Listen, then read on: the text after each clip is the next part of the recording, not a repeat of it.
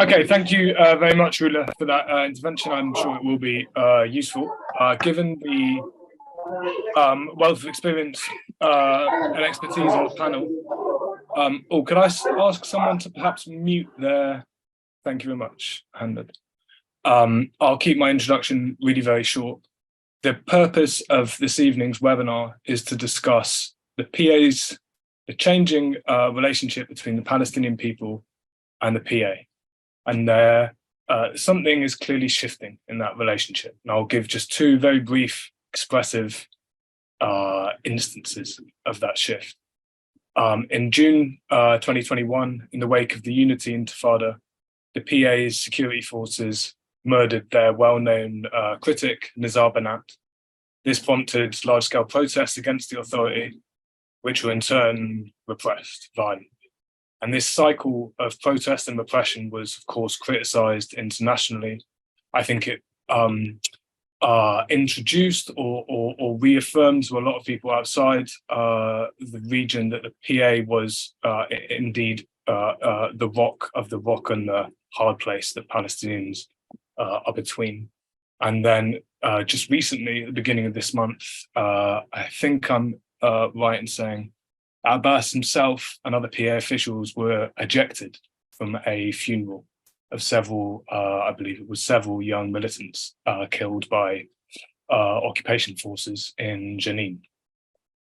The question for this evening is how will these tensions between the people and their government, if that's the phrase, how will they come to a head in the next period? The most obvious question, I think, is will an election 15 years too late be forced? Would such an election suffice? And that's all I'll say by way of introduction. Myself, again, thank you, Uda, for that suggestion. We're now going to hear from Mohammed Kavaja first, who's a Palestinian lawyer and director of Lawyers for Justice. After, we'll hear from Ubay Al-Aboudi, the executive director of the Bisan Center for Research and Development in Ramallah, I believe. After him, Bill Law, the editor of Arab Digest and a former Middle East and North Africa analyst for the BBC. Following him, Rula Jamal, head of monitoring and documentation at Al-Haq. Following Rula, Omar Shakir, who is the Israel and Palestine director for Human Rights Watch. And finally, Adam Shapiro, who's the director of advocacy for Israel-Palestine at Democracy for the Arab World now, based in DC. And with that all being said, I'll pass over to Mohammed. After you.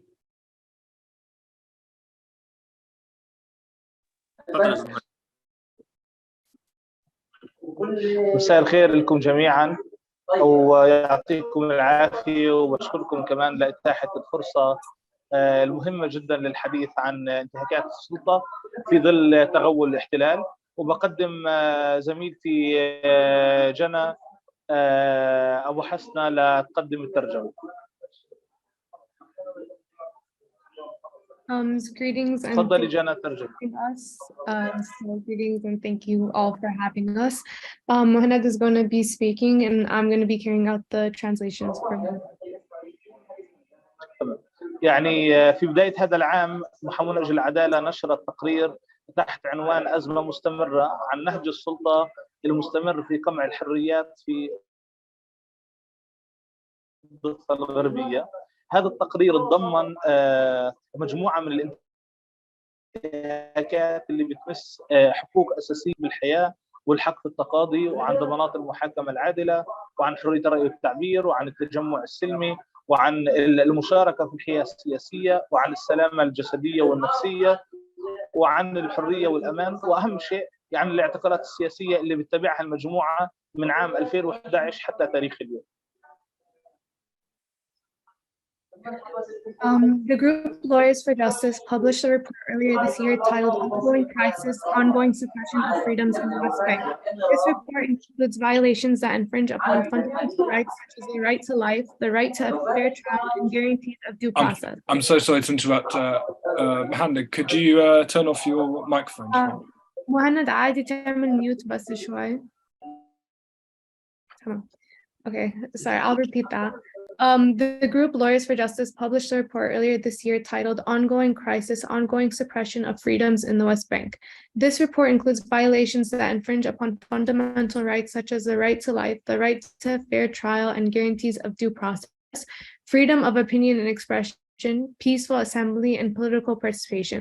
It also addresses physical and psychological safety, freedom, and security, with the most significant issue being the arbitrary arrests.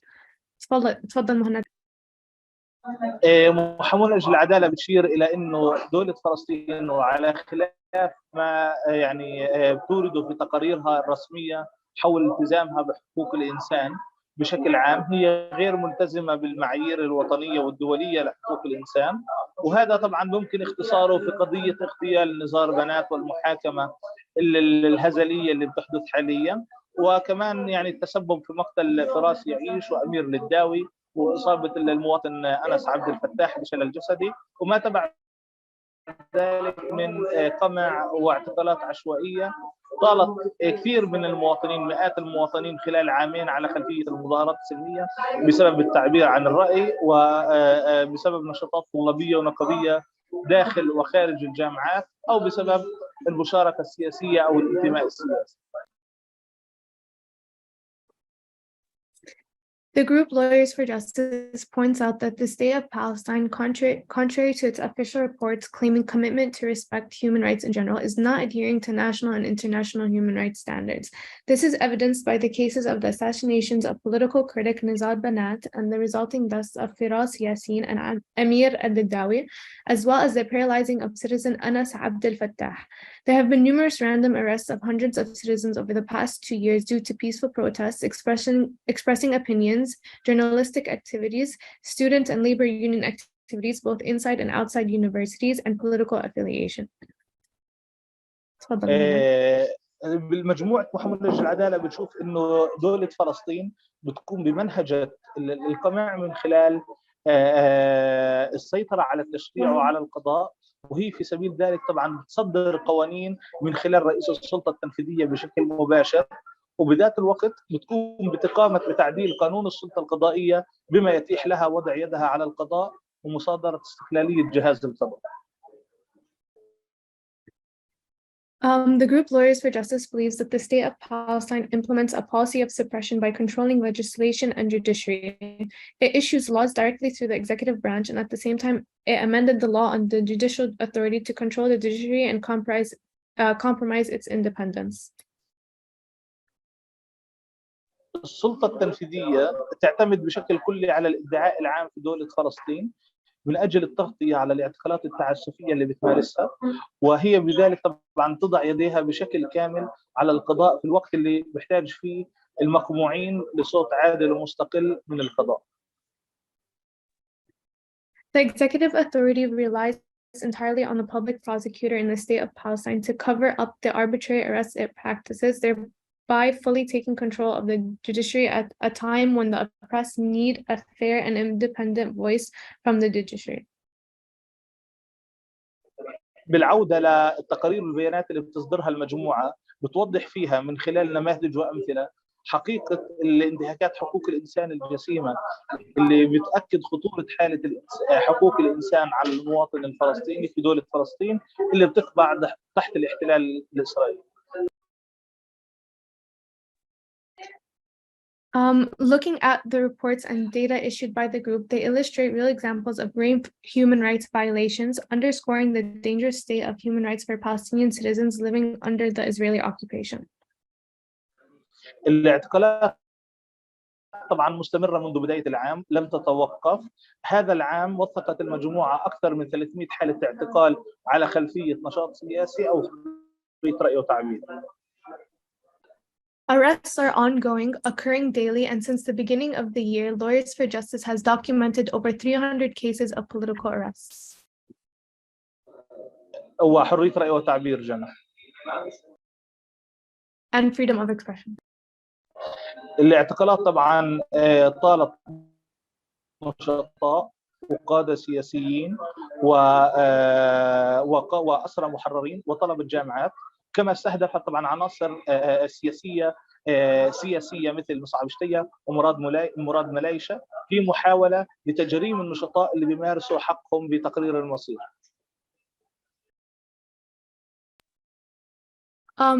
The arrests target activist leaders, former prisoners, and university students. Political figures like Musab al-Shitaya and Murad Miltat have been targeted in an attempt to criminalize activists exercising their rights based on self-determination. الفصائل طبعا كلها أدانت الاعتقالات السياسية وطالبت بوقفها باستثناء حركة فتح.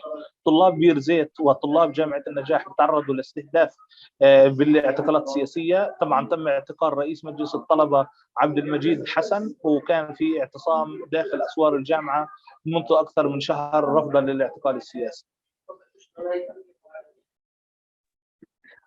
All factions except Fatah have issued statements condemning political arrests in the West Bank and demanding an end to them. Birzeit University students face targeting through political arrests, as seen with the arrest of the Student Council President Abdul Majid Hassan. There has been an ongoing sit-in within the university's walls for over a month in protest against political arrests. المجموعة وثقت المؤسسات الحقوقية ومنها مجموعة نموذج العدالة حالات تعذيب وحشية وانتهاكات كبيرة للقانون في ظروف اعتقال سيئة ومخالفة للقانون. هناك نسبة تجاوزت 30% من المفرج عنهم لدى السلطة يتم اعتقالهم من قبل قوات الاحتلال أو العكس ضمن سياسة الباب الدوار. Human rights institutions have documented cases of severe torture and significant violations of law and humanity with poor and unlawful detention conditions. Over 30% of those released by the Palestinian Authority are re-arrested by the Israeli occupation or vice versa as part of the revolving door policy. طبعا أخيرا الاعتقالات السياسية ما زالت في وتيرة متصاعدة وكل يوم بيشهد اعتقالات كبيرة. العام الماضي فقط وثقت المجموعة ما يزيد عن 1270 حالة اعتقال سياسي.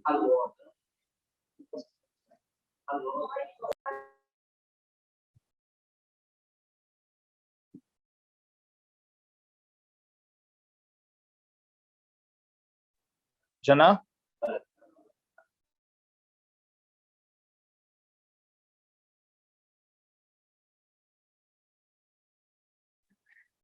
متأسفة مهند، عادي تعيد بس آخر إشي، اتقطع عندي ال connection.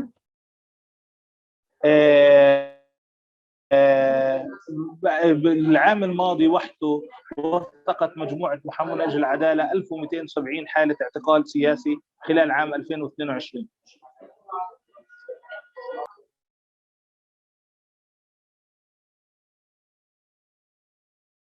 Okay, I can go ahead and say that. So just last year alone, 2022, the International Justice Lawyer Committee has documented more than 1,270 detentions throughout the year for political affiliation.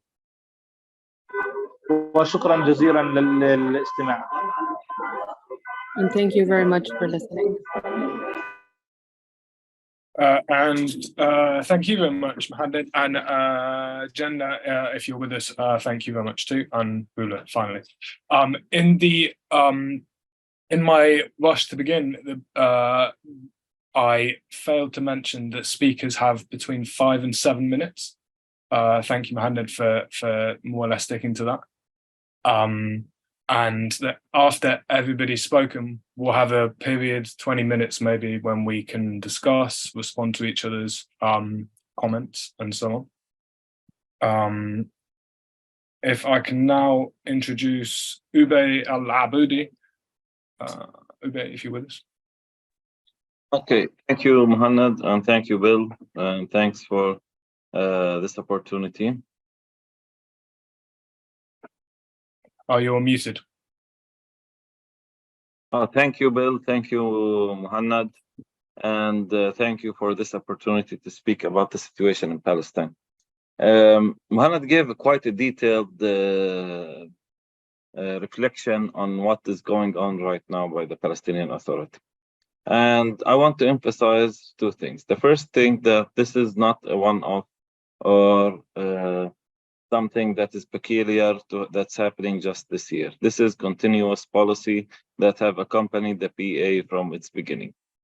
The issues of torture, abuse of activists, Palestinians, arrests outside the law, all of that has continued and is only on the increase.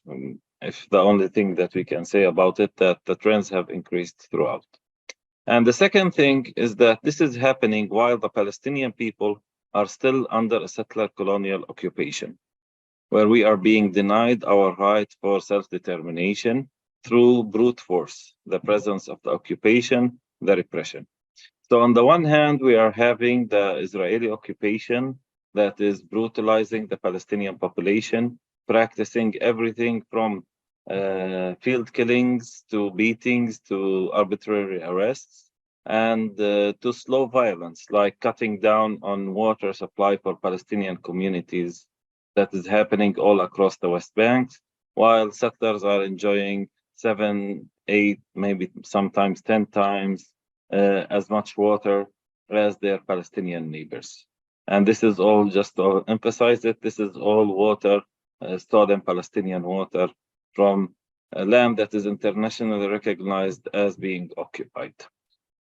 In this context, when we're talking about this kind of repression or systems of repression, we need to emphasize two things. The first one is that this does not happen in a vacuum. This kind of repression is actually being coordinated on the highest levels. There are security detachments from a number of countries, including the United States, the United Kingdom, the European Union, among several member states of the EU, that are doing the so-called security coordination or fostering the security coordination between the Palestinian Authority and the Israeli security forces. And this security coordination does not look and does not intend and does not take into consideration the safety and the protection of the Palestinian population. So Palestinians in Tormosaya, when they were attacked a couple of weeks ago, or Palestinians in Hawara when a pogrom was practiced against them, or when even last week in Borin there were mass attacks on Palestinian property, olive trees and agricultural lands, the security coordination mechanism does not work to protect the Palestinian population. But this security coordination mechanism works on two things. The first thing is that the Palestinian security apparatus is holding the Palestinian community at a choke point under, I would say, the rule of the fear of repression against it, but especially whenever the Palestinian population is demanding, as Palestinian citizens have a right to, general elections in order to replace the corrupt Palestinian leadership democratically through general elections. So we see the security forces coming, arresting, and cracking down on Palestinians. And the second thing, that they are serving the interest of the occupation by keeping the Palestinian communities docile and Palestinian, any form of that would hamper the Israeli occupation also being repressed against, in the context that Palestinians do not have the right to self-defense. If we all here agree that Palestinians are human beings, then the most basic act of a human being is having the right of self-defense. So what's the Palestinian communities are supposed to do? Who is supposed to protect them through this entire security apparatus, Palestinian security apparatus that has around anywhere between 25 and 35% of the general budget of the PA, and the security funding and coordination that is fostered between several European and the United States between the Palestinians and the Israeli security apparatus. Who is supposed to protect the Palestinian population? It is evident and it's obvious that these mechanisms are not here to protect us, because violations against Palestinians, killings against Palestinians are done. And those we would say that they largely fall out of the context. Today, there is actually a very interesting piece, a leak by the Times of Israel, that talks about one senior Palestinian official that was in the United States, that he was talking about the situation in the West Bank. And this will give a reflection on the mentality that he was presenting in the US, that the problem is Palestinian violence, instead of the problem being the systematic presence of the occupation and the dehumanization of Palestinians through these several systems of repression. And I think that in order to really understand or to really counteract what's happening on the ground, there needs to be two direct steps by human rights organizations. First, hold politicians accountable in Western countries. I'm talking about the EU countries, the United States, Canada, the UK, that are giving support to such a repressive security apparatus against the Palestinians. I put in the chat our report, Shrinking Space for Women Activists, where in the second section of it, we documented the grave violations committed by Palestinian security apparatus against activists that are still until today, since the killing, of course, of Nizar Bana, that still until today have not been punished. And on a second level, I would encourage everyone also to start not just only with the spreading of what documentation there is, but also to start on advocacy campaigns in order to hold the perpetrators of human rights violations accountable. And when we say perpetrators, it's not just the Palestinian security apparatus, but it's also the Israeli security apparatus and the funders and enablers of these human rights violations.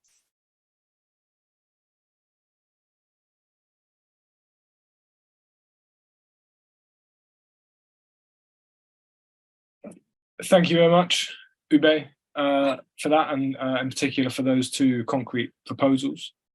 I'd like to introduce Bill Law. Bill, if you're with us, after you.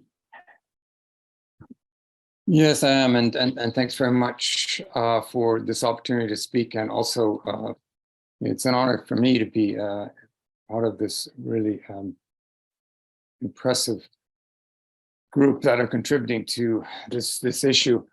As an outsider, I'm looking at this situation. I think of it as a state of double oppression. It's been touched on already. The Palestinians are oppressed daily by Israel and by the PA. They have no expectation that their own government will protect them from Israeli violence. And many indeed see the PA as a co-conspirator with the Israelis in acts of violence. At the same time, they see their government committing similar acts of violence against them. And I know that Omar is going to be speaking, but I did want to quote from the Human Rights report, just briefly, Human Rights Watch report. The human rights record of the Palestinian Authority can be characterized by arbitrary detention without charge or trial, torture and ill treatment during interrogation, grossly unfair trials, and restrictions on freedom of expression and association. To anyone familiar with the Israeli occupation, that all sounds eerily familiar. And this too from Human Rights Watch and Lawyers for Justice. PA and Hamas security forces routinely taunt and threaten detainees, use solitary confinement and beatings, including whipping their feet, and force detainees into painful stress positions for prolonged periods, including hoisting their arms behind their backs with cables or rope to punish and intimidate critics and opponents, and elicit confessions. Now, the PA and Hamas claim to investigate all these cases of abuse and hold wrongdoers to account, and in any event, they say such cases are isolated. That is a claim that would be laughable with a situation not so awful and so tragic. So I want to just briefly look at the enablers of these abuses, and I'll run through 6 of them.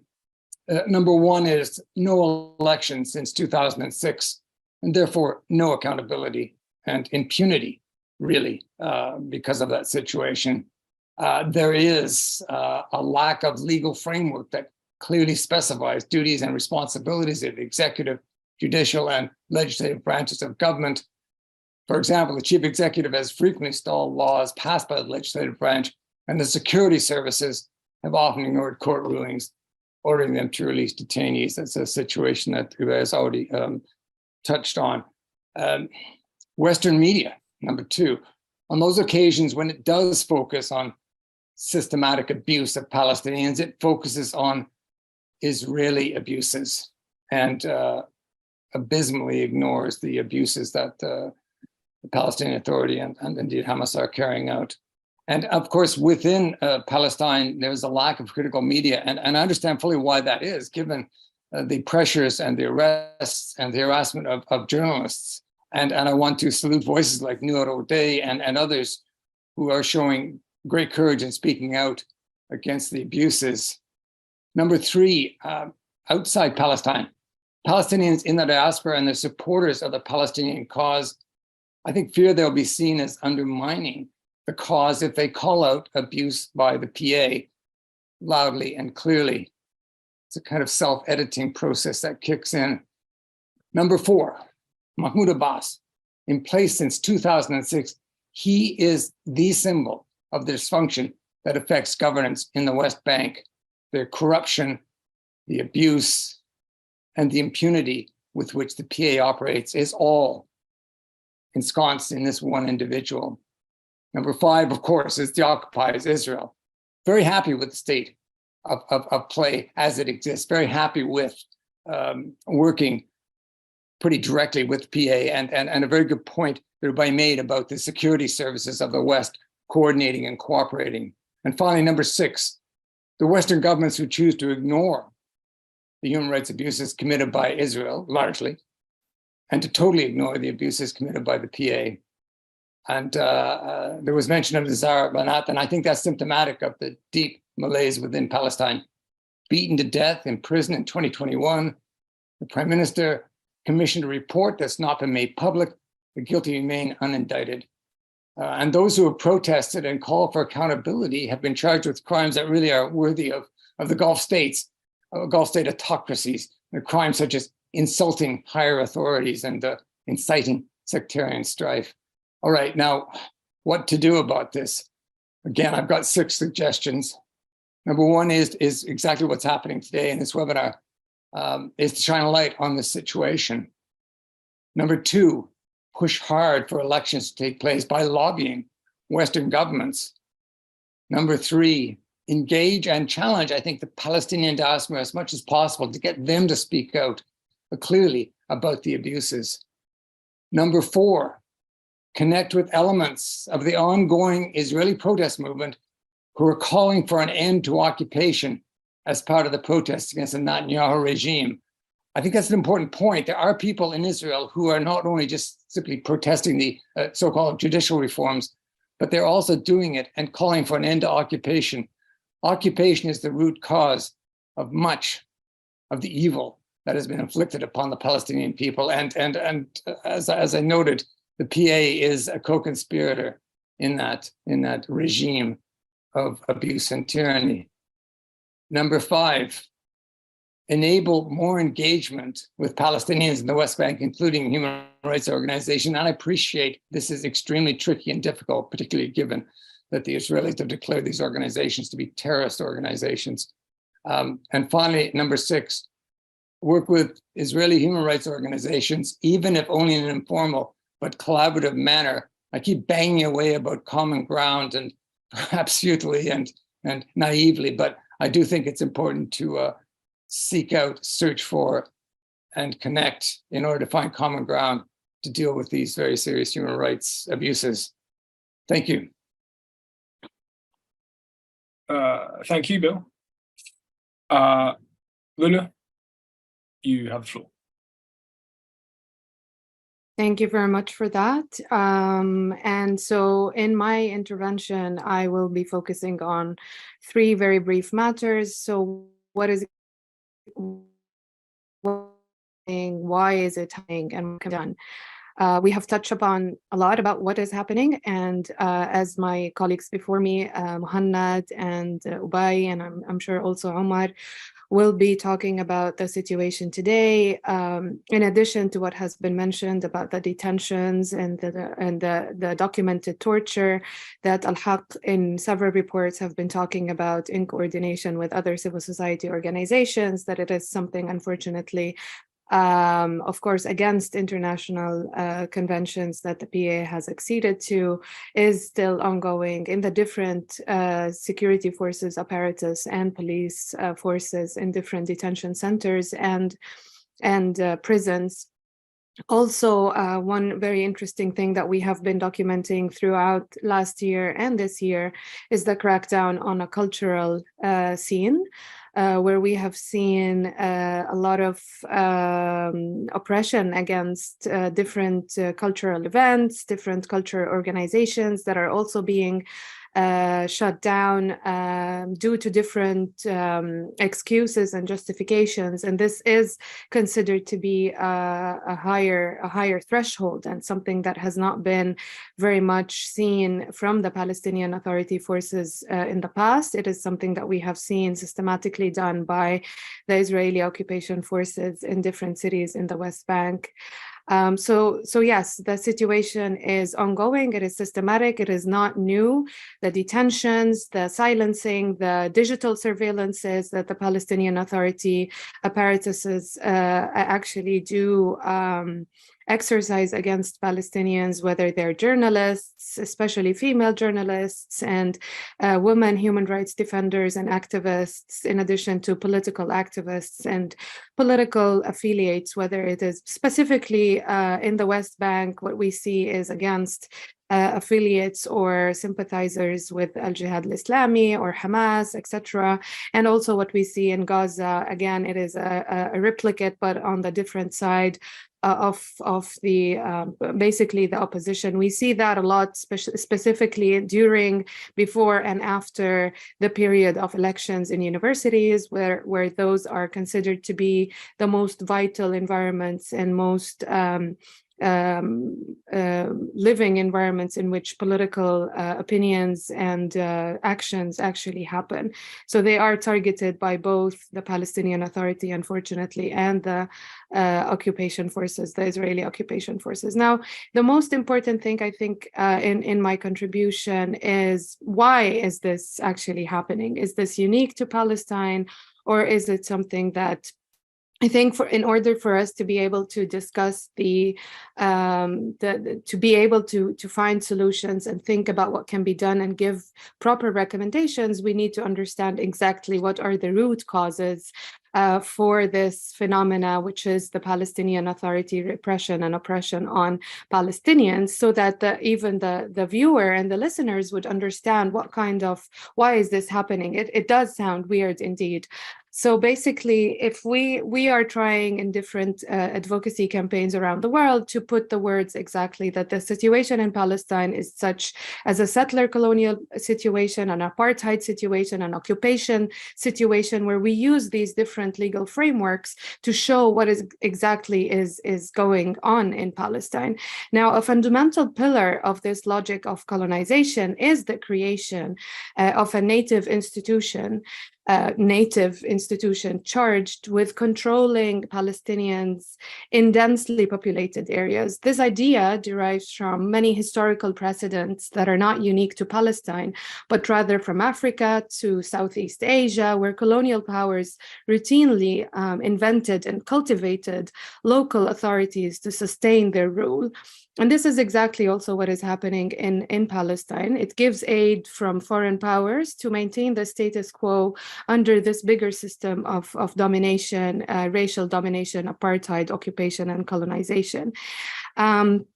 So, of course, the idea is to give this authority and put in its hands, which usually is traditional elites or people who are hungry for power, with power, and serve to mediate between the colonizer and the colonized, and to enforce the security, stability, and reduce the cost of the colonial bureaucracy and military operations. Now,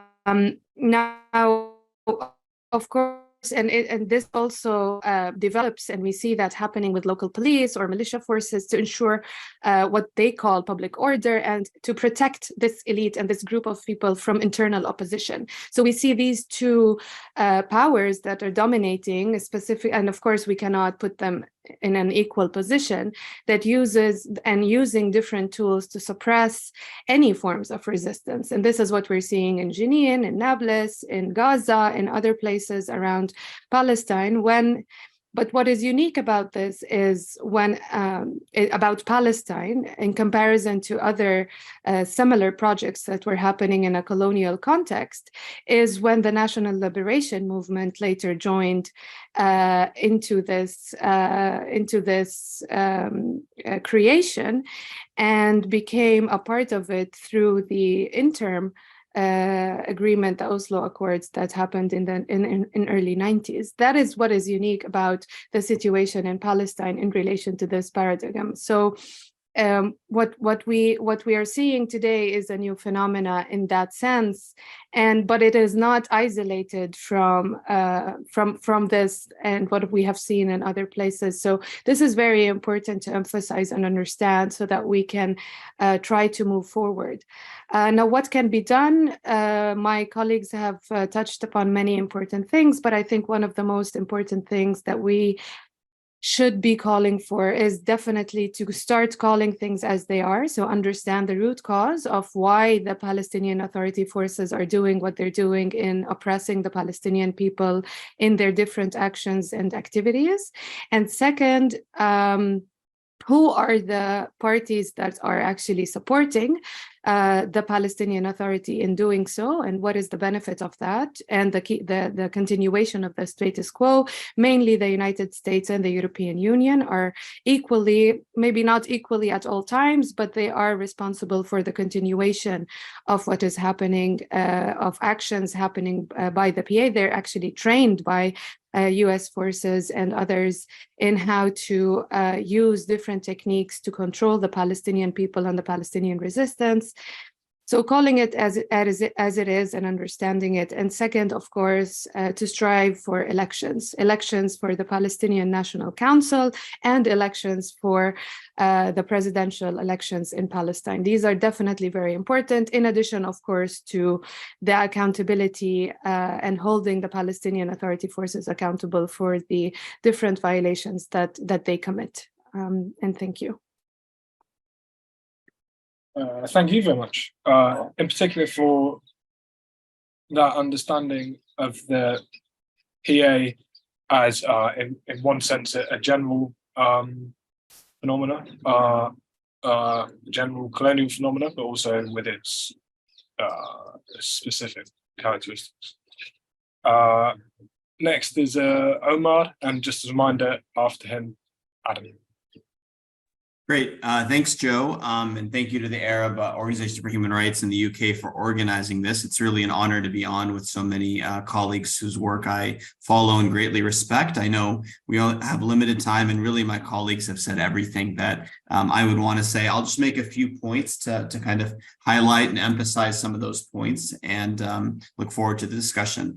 I'll start with where Obey started also, and I think Rula emphasized this point, that what we're seeing, what Muhannad began with, is not an isolated incident. This is not some new trend or some new phenomenon. It is part of a systematic practice on behalf of the Palestinian Authority to systematically, arbitrarily arrest opponents, critics, dissidents, and to torture those in custody, and to ensure impunity for those abuses. In terms of arbitrary arrest, Human Rights Watch has been documenting this pattern going back to the foundation of the Palestinian Authority in the 1990s. It includes critics and opponents, political opposition, journalists, people critical on social media. That's sort of a newer phenomenon in the last few years. You know, what was before maybe more focused on political opposition, I think in the last 5, 6, 7 years has really expanded beyond that to folks who are critical on social media, who attend demonstrations, which may not even be about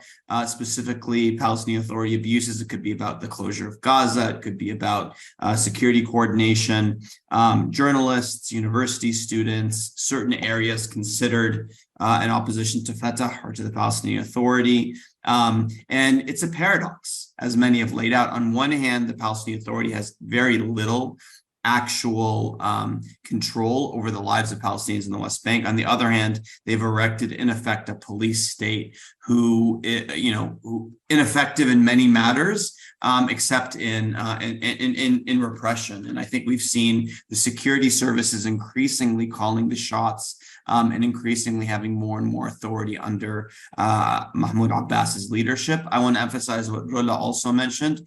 We see similar trends with Hamas in Gaza when it comes to arbitrary arrest. This is not a PA-specific phenomenon. In fact, our report, nearly 200 pages on these issues from 2018, was called "Two Authorities, One Way, Zero Dissent." And I also want to emphasize that in the aftermath of the killing of Nizar Banat, mentioned in the outset, many Palestinians who took to the streets, human rights defenders, activists, folks even on this call themselves, were detained as a result of their calls for accountability for the killing of this respected Palestinian leader. It's not just arrests, it's torture. Lawyers for Justice and Human Rights Watch made a submission last year to the Convention Against Torture, documenting systematic torture, including the use of shabah, or positional torture, beatings, foot whippings, solitary confinement, putting people in stress position, all meant to punish and intimidate those who dare speak out and criticize the PA, taunting. And of course, the important point that, again, colleagues have mentioned is the impunity for these abuses. It is methodical and systematic. Again, we have statistics that came from the PA that we've cited in reports from 2019 and other ways, where you see Palestinians put forward dozens of complaints that go to the ICHR, that go to other bodies, but very few lead to formal investigations. Even fewer lead to any form of administrative sanction against those responsible, and almost none lead to criminal prosecutions and actually holding people criminally accountable for their acts of serious abuse. So that impunity, even in the case of Nizar Banat, which has attracted so much media attention, it's been more than 2 years since he's been killed. And that trial has gone nowhere. It's been boycotted by the family. It's been widely criticized by Lawyers for Justice and others monitoring it. It has been a whitewash mechanism. And I'll just, a couple of last points sort of in conclusion, again, to highlight what Rola and others have said about this is not just, you have to situate Palestinian Authority's repression in the context, in the larger context. You have to understand that, and this was Lawyers for Justice has documented, Human Rights Watch has, that many of those being detained by the Palestinian Authority are the same people being detained by the Israeli forces, often based on the same sets of allegations. So you have basically these two authorities working in concert to suppress and muzzle Palestinian activists on the ground. So you see people cycling, stuck between two authorities. In Human Rights Watch's report, Finding Apartheid, which echoed, of course, years of Palestinian findings on this, we made the point that ending apartheid, dismantling apartheid, means evaluating and ending all forms of complicity in it. And we flagged the risks of complicity in the PA security coordination. We've made submissions to the UN, for example, the Convention on the Rights of Children, on the PA, saying that if you're providing intel that's used by the Israelis to detain children, the Israelis also torture in detention and are committing systematic abuses, that could make you complicit. So I think it's important to understand PA and Hamas repression as part of the larger persecution, apartheid repression, of Palestinians, and putting in that larger context. In terms of recommendations, I'll just emphasize everything my colleagues have said. You need to apply the same sets of human rights asks that we issue in other contexts that we found regarding Israel's apartheid. So the three that I'll just end on are: one, they need to be called out, as Rola said. We need states to be very clear-cut on these abuses. You can't expedite that because the PA is helping or facilitating maintaining quiet or the status quo. We need to call out the PA's repression, as we need to do Israel's apartheid and abusive occupation and everything else. Secondly, it's critical, in fact, that there's accountability. It's clear that accountability won't happen in Palestine, so it's critical that the International Criminal Court court move forward with its formal probe, and that it not only look at, of course, Israel's apartheid, persecution, war crimes in Gaza, but also look at systematic arbitrary arrest and torture. And finally, there needs to be an evaluation of complicity in all its forms and a cutting of Western support for abusive Palestinian Authority security services. Similar with other abusive security services, we've made similar calls around the Israeli government, around Hamas. Again, this is not to say there's a parity. We have an underlying situation of occupied, occupier, apartheid, but at the same time, we need to understand the role that the PA's repression fits. Thank you. Thank you very much for that.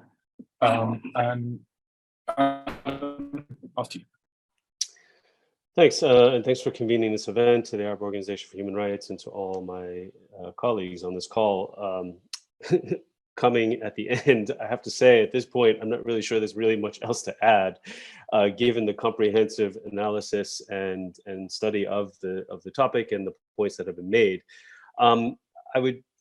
I'll add one piece of information that hasn't been referred to yet, which I think is worthwhile considering, given that one of the recommendations that's being made and that has long been called for is around elections.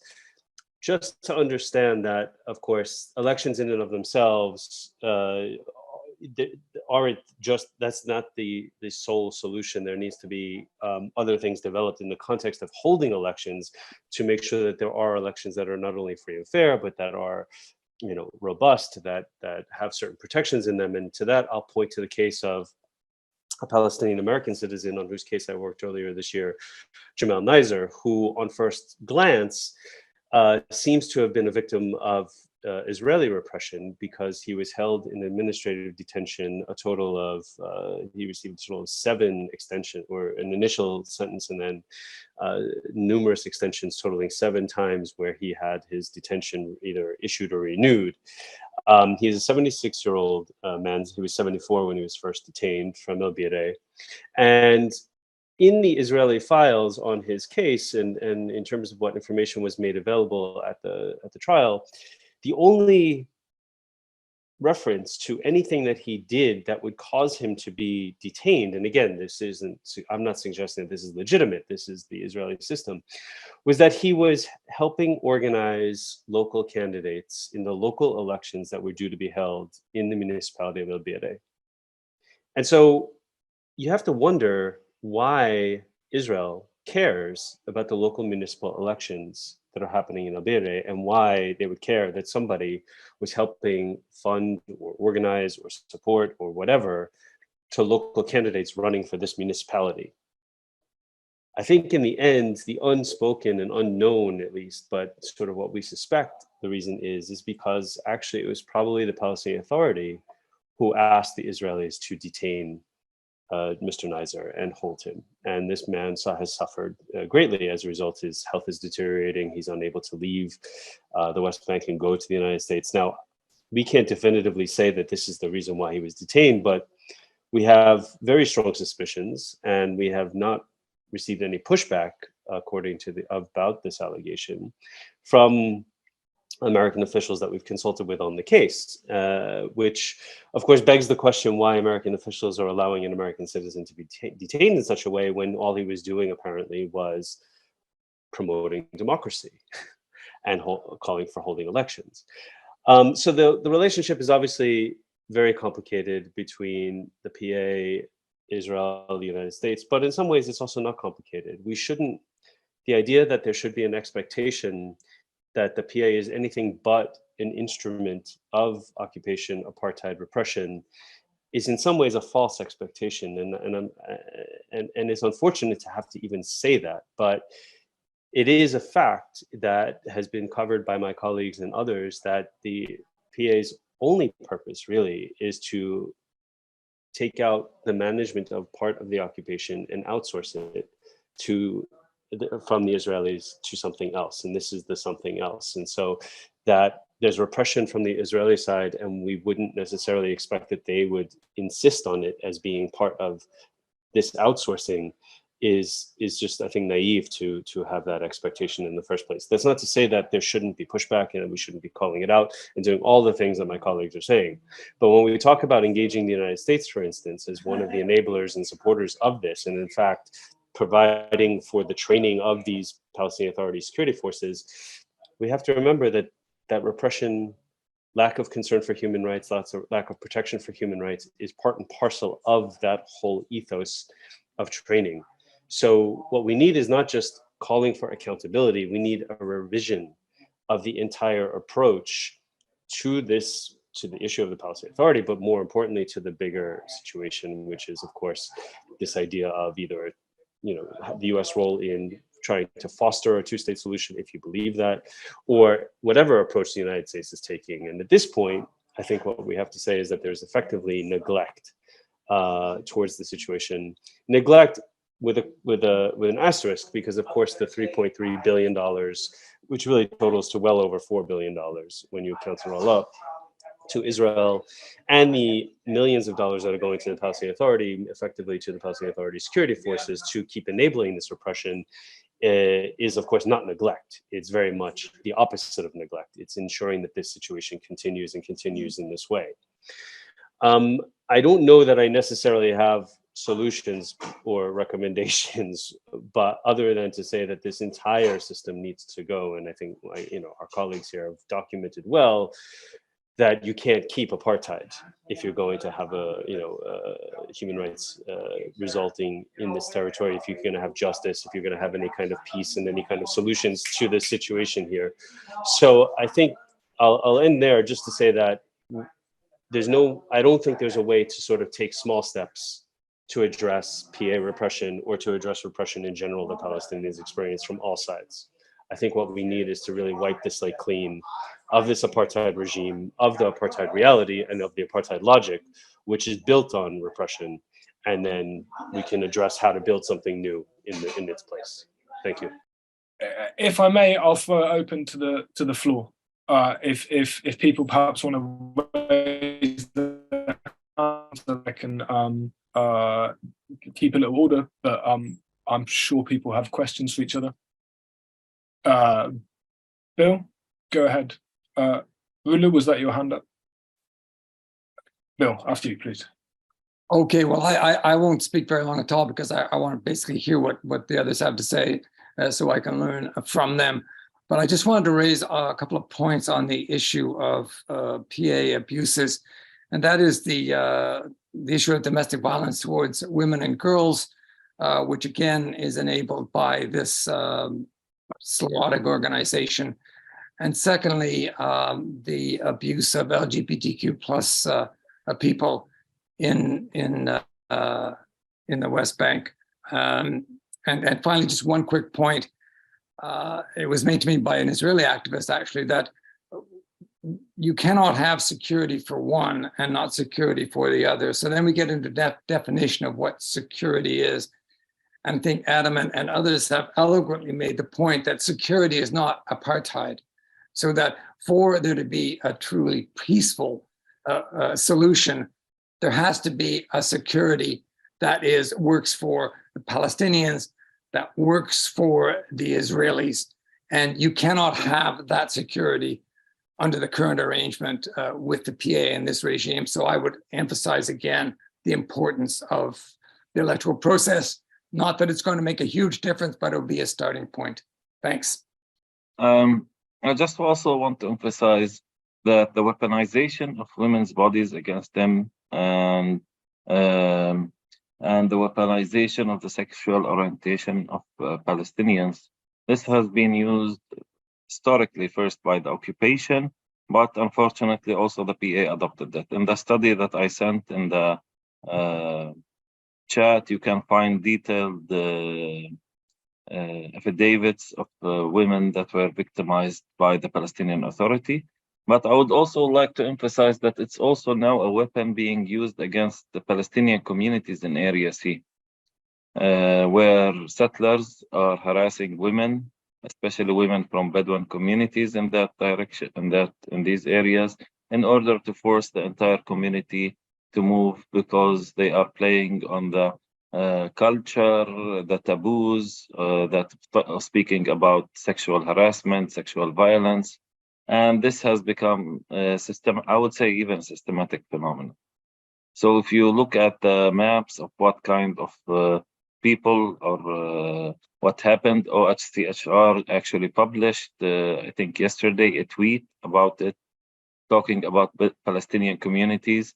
You would find that part of that has been the weaponization of women's bodies against them in these communities. So the communities, because of the sense of shame, because of the social norms, they decide to move from different location. And this is all happening under the auspices and the protection, of course, of the Israeli army.